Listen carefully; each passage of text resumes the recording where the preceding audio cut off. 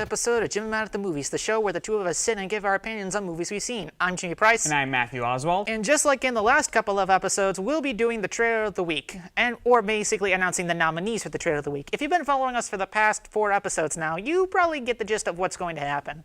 We pick a bunch of trailers that me and Matt have seen, and we basically choose 3 of them, and then we decide which one's the trailer of the week, which we already did before this. So, Matt, are you ready to announce the nominees? I'm definitely ready to announce the nominees, Jimmy. Okay, so the nominees for trailer of the week this week are Spider-Man Far From Home, The Umbrella Academy, Alita Battle Angel, A Dog's Journey, John Wick 3, The Hummingbird Project. And the trailer of the week for today is John Wick 3, with the runner-up being Alita Battle Angel. So, Jimmy, what did you think of the trailer of the week this week? Even though I've seen very little of the John Wick franchise, I feel that this kind of gets me interested, kind of gets me pumped to see the movie. And when you're making a trailer, you have to choose certain scenes that will probably impact a person in a way. Like, yes, I want to see that film. I definitely want to see that film. But making sure that you don't give away too much of the story, as trailers do most of the time. But you don't really know because you're sucked in the moment like, wow, this trailer is good. And this teaser alone is very enjoyable to look at because it gives off so many good vibes for this film and makes me want to see it. So, Matt, after seeing the trailer, what did you think of it? I thought it was pretty epic. And in fact, since this film takes like right after the end of the second film, that makes it even more interesting. It's like there's this big cliffhanger from the end of the second movie. So now it's like, now we're finally getting to see what happens after the second movie. And so that's pretty much what I think of it. What about you? Actually, another reason that this film hooked me was its use of color and the way it used different colors to make the scene more vibrant, make it feel like it's colorful, like I'm watching a Bollywood film trailer. And because of this usage of different colors, the trailer, in a trailer or not, can give a greater feeling of emphasis, like, wow, this movie is spectacular. This movie feels like a painting is moving on screen. And with the colors used in the trailer, it's a lot darker than possibly any other John Wick film. But then again, I'm pretty sure the colors remain the same because it's an action-oriented film. But what I think of the film so far when I go see it, or possibly when I see the film, is that I think I'll probably enjoy it, even though I get a lot of comedy out of it and all of that stuff. So I'm really excited to see this. So Matt, what film are we reviewing today? Today we are reviewing The Incredibles 2, which has released in theaters on June 15th of 2018. And the reviews for this movie are overall pretty positive, to say the least, which is it has a score of 94% on Rotten Tomatoes, which is pretty good for a movie on Rotten Tomatoes. IMDb gave the film a 7.7 out of 10, which in my opinion isn't that bad per se, and 4 out of 5 from the people over on Common Sense Media. You got any other things to add, Jimmy? Well, the one thing I really want to mention that this film's popularity has skyrocketed over the years at the box office. The film domestically made over $608 million, while foreign box office was a little bit higher with around $634 million. And when you combine that all together, that's a total of possibly over $1 billion, for a grand total of possibly over $1 billion, which is not bad for a film that had a $200 million budget. And it kind of astounds me in a way that this happened. Wouldn't you agree? Or you've got anything to add? I definitely agree. So it seems like that overall with the reviews, a lot of people really enjoyed this movie. And with what I've seen, I've actually really enjoyed this movie too. It's like one of the few movies I've seen in a while that actually made me like on the edge of my seat. And it's like, wow, this is like a great fun movie with like, that doesn't feel like just the previous movie. Yeah, I kind of agree with you on some parts. This film was really good the first time I saw it. It had a lot of things going for it, in my opinion. It had greater animation, it had a greater story, it had greater character development as well, which honestly it's kind of surprising for a film series known as The Incredibles to have that much character development for Violet, for Bob, for Jack especially. Yeah, Jack especially, because they really didn't put a lot of emphasis on Jack having powers in the first film, but for this film to actually have emphasis on that is actually pretty good.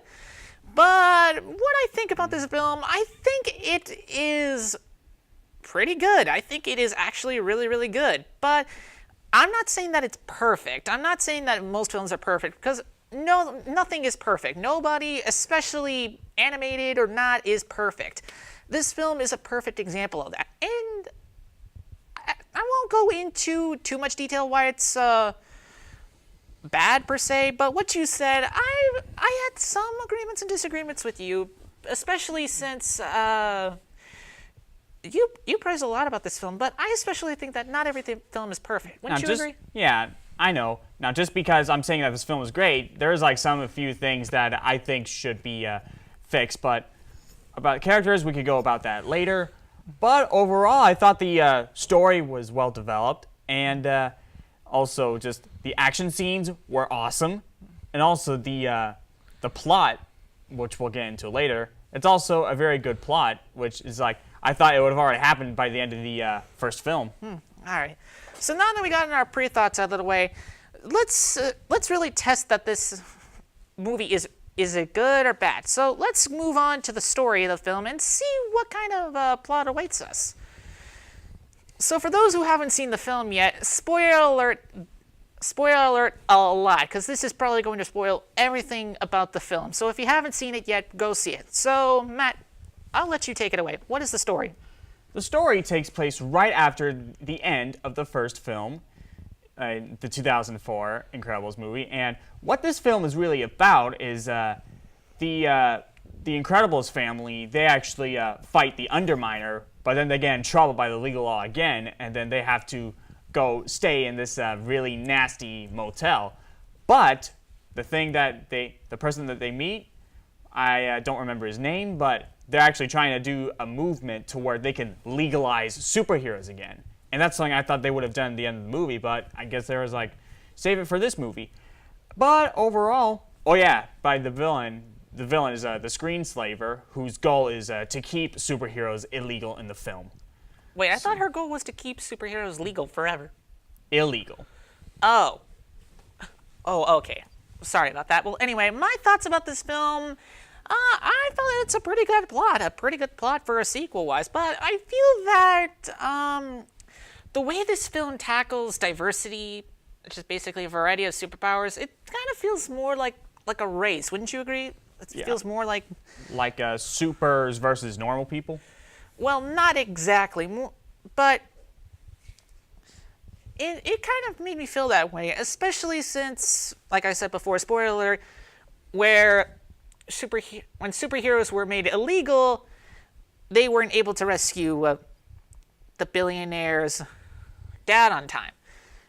And that kind of impacted the two characters in a way, but we'll get to the characters later. And I feel that even though, well, I'll probably get back to you on that. So Matt, can you give your thoughts about this film so that way I can have time to think? I thought the plot with Mr. Incredible staying at home and taking care of the kids while Elastigirl was actually going out doing the primary superhero work, I thought that was a nice change from the first film, because it actually shows that Mr. Incredible is actually being a father, especially whenever he learns that Jack gets his powers after his fight with the raccoon. Now, that seriously is just one of the best scenes throughout the movie. I'll agree with you on that. That is a really good scene, and it is really funny to see how they throw slapstick into the whole thing. Anyway, continue. I think that the whole story was just built well. After 14 years, like they realized some mistakes going on the way, and then they were able to do a good story. Yeah, I'll actually agree with you on that. That is actually what I was trying to say. It's a really good story, but it does contain some plot holes, even though I tried not to say that there's many plot holes. But if I may introduce that fact, the superhero phones, that was a huge plot hole. Like, how much would that phone bill be? Like, I'm kind of surprised that it won't be in the thousands or millions or so. But I know it's just probably for references to older cartoons like Batman, because in the older Batman 66 movie, or the cartoon for that matter, he actually had a red phone that the Commissioner Gordon can talk to on that, which I do agree is a subtle reference, but it kind of makes me wonder concern for that, especially since why do the superhero? Well, I know the superheroes get punished because they're breaking the law, but they actually save lives. So why are they the ones getting punished and not the Underminer?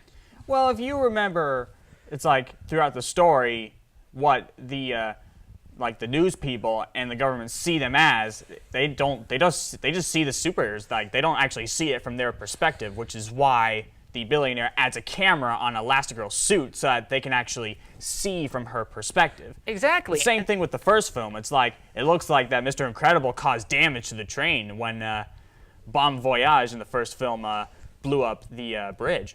Yeah, exactly. That's the point I'm trying to make here. It has a lot of positives going for it, but in the first film, we really didn't see that much of the superheroes' point of view. We didn't really get to know who they are or see it from their perspective, what went down. It just told through flashbacks. But now that we have gotten to know their side of the story, I felt it's kind of unique. So now we've gotten our thoughts about the story out of the way. Let's see if it needs to be fixed or not. Okay, now here's where we see if the film needs to be fixed or not, and you probably know the drill by now, so I'll turn it over to Matt and see what he thinks. So what did you think? Do you think it needs to be changed or not?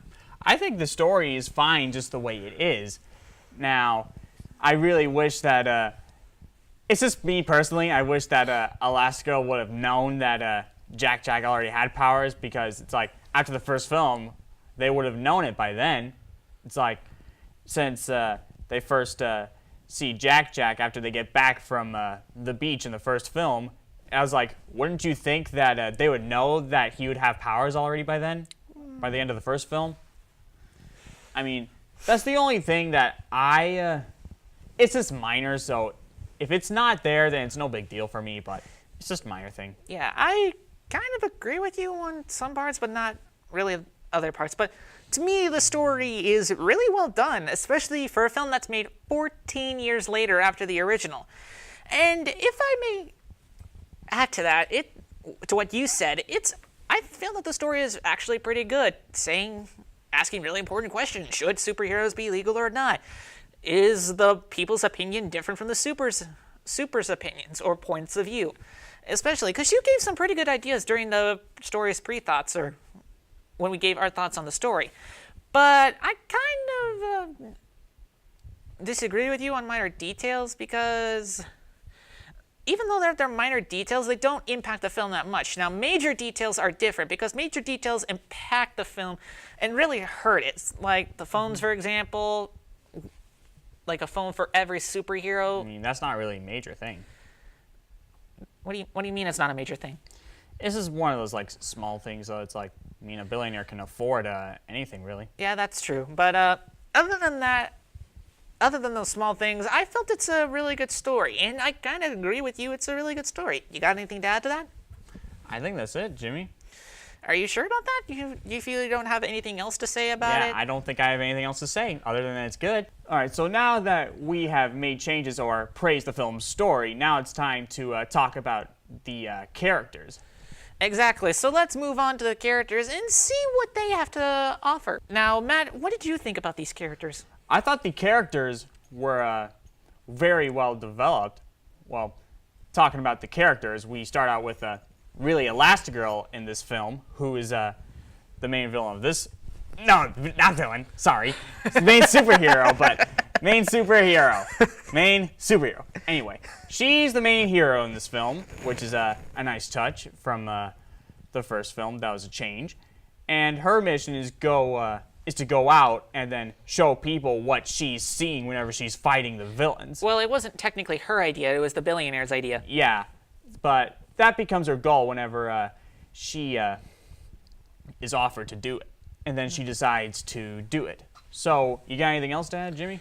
Well, I think that the characters as a whole, since we're talking about the characters as a whole, I felt that they were pretty well developed, especially since 14 years later, we kind of don't know what happened. And a lot of people have speculated what happened to the characters. And seeing what actually happened to the characters as the story went on, it was actually pretty interesting. And I'll even admit that some of the characters, whether they be heroes or the villain or villainess, is actually pretty impactful and kind of relates to what many people are going through in America.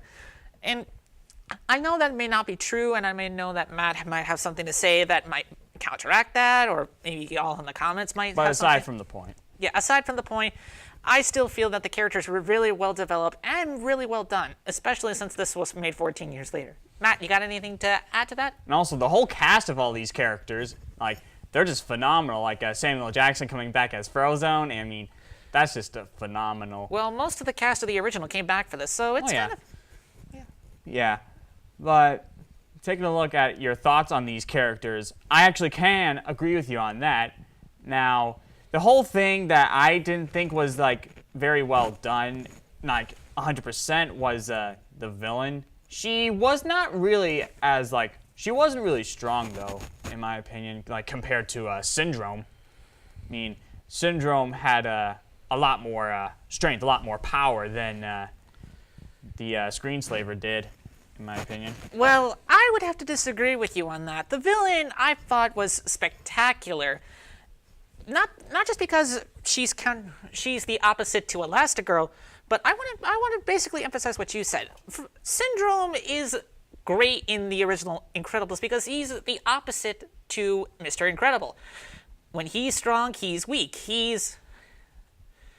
When he's a family man, he's a loner who finds solace in Mr. Incredible. And when Mr. Incredible doesn't give him solace, he basically turns evil and just basically has to rely on himself, his gadgets, and all that, which kind of astounds me on how he got that. But that's besides the point. The Screenslaver thinks that superheroes were supposed to be there. We're supposed to save and protect, like what her brother... No, she didn't think that. Okay, let me backtrack. She thinks that heroes cause more... No? She thinks that heroes should be banned. It was mainly because she was insisting on like hiding in the closet so that they probably wouldn't have a chance to be killed. She just thought that their dad calling a hero to come save them was just pathetic. Which I do have to admit, the background story to the Screenslaver I thought was better than Syndrome's background story. Like, what exactly? How is it different? How does it differ compared to Syndrome? I mean, Syndrome really is just mad that he didn't get to help Mr. Incredible like he wanted to. But the Screenslaver actually faced a tragedy, which can actually like affect you in a bad way and make you think differently about things. Wouldn't you agree? I would agree with you, but I think that Syndrome had more of a just an emotional downfall that just made him feel stronger. But Screenslaver, I will agree with you, it does have a good motivation because it doesn't just impact her mentally, but kind of maybe in a way, and though I know you'll probably say no, not really, is just that it could also be physically as well, which I may or may not agree with myself, but then again, okay, so now let's see how the characters hold up because I don't want to talk so long. So Matt, take it away. All right, so now we'll see how these characters hold up and see if they need to be fixed or not. Jimmy, do you think any of them need to be fixed? Well, I don't think none of the characters need to be fixed. I feel that they're actually really good in their own right. The characters play their parts really well. Well, not the characters, the actors. But the characters are really, really well defined, especially Screenslaver, who has a really good set of abilities that are different to Elastigirl. Because Elastigirl uses her powers to get noticed when Screenslaver actually uses hypnosis, which is actually different and, in my opinion, a counterbalance to Elastigirl. You got anything to add to that? Yeah, I mean, I do agree with you mostly, but I think how we can make the Screenslaver even better is if she was like more difficult to battle against in the film, because in the movie it seemed like that she was pretty easy to take down. Yeah, but keep in mind, it's not always a battle of the fists. I know. It could also be a battle of the mind, and that's what Screenslaver actually tried to do in that film. She used innocent civilians for her own gain, like pawns in a game of chess, and that's what I kind of feel like the story, especially the characters feel. They're like pieces in a game of chess. They're moved carefully to move the story forward, and it's really good for what it's worth. You got anything to add to that? I mean, other than the Screenslaver, I think should stronger than she was. The other characters I thought were just great, and I think they're perfectly fine. Especially Jack Jack, which is I've been saying through this whole review. So, you got anything else to add? No, not really. So now here comes the moment that I'm pretty sure all of y'all have been waiting for, and that is the star rating system where me and Matt give our thoughts on the film and rate it just how much we like the film or hate the film. 5 for good, 0 for bad, and you know the rest. So Matt, take it away. What do you give this rating? I give this movie a 4.5 out of 5 stars. Now, don't get me wrong. This movie had me moved when I was sitting in the theater. But it's just one of those things. It's like if they had a stronger like villain, like a harder like battle scene, it could have made it even like better. It's like something that people would not expect. You know what I mean? It's like whenever you add something like that where people don't normally expect, that makes the film like stand out even more. Yeah, but I would have to disagree with you on that. The story was really impactful, and it had a lot of emotional beats to it. I agree. Which nowadays is kind of like a movement of movies per se. And the characters, I'd say, were really, really well done and phenomenal. Although I would disagree with you on some characters, and you would probably disagree with me on that. But I would possibly give it a higher rating than a 4.5 out of 5. I'll actually give it something a little different, just to spice things up a bit. I'll give it a 4.8 out of 5. And that's basically all I have to say about that. What did you guys think of this movie? Did you like it or did you not like it? Got any other movies you want us to review, or got anything you want to add to our opinions? Do you agree, disagree? We'll leave it down in the comments below, or follow us on our social medias. Matt, where can they find you? You can find me on YouTube, Snapchat, Instagram, and Twitter.